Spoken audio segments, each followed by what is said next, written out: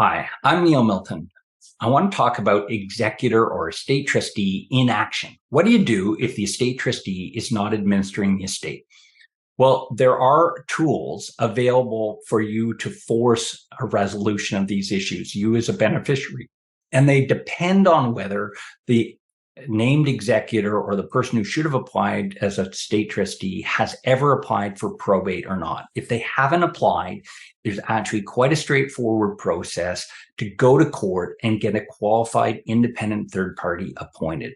Now, we're talking not if someone's taken a week or a month to apply, but if someone spent a year or 2 years and has never applied for probate, this technique of going to court and getting a court order appointing a third party can be extremely effective. It's very common we see with, for instance, executors who happen to also have been living with their parents. They live in the house, the parents pass away, they're still there. They have no incentive, no urgency around selling the house because that's where they live. They've lived there often for 20 years or more.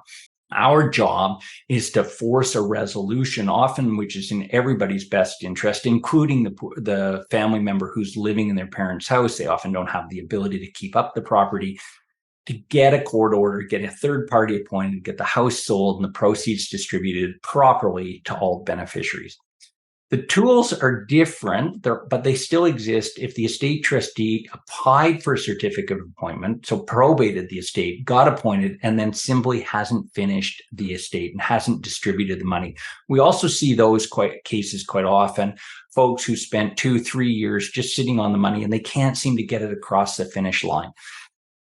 Again, there's a process that can be used quite cost effectively. And in both of these cases, most of the costs are borne either by the estate or by the estate trustee who's being too slow. They are not ultimately borne by the beneficiary or shouldn't be borne by the beneficiary. If you're the victim of an inaction by an estate trustee, I strongly encourage you to seek out legal advice. There are tools available that will not cost a fortune to get these estates finished in a proper time.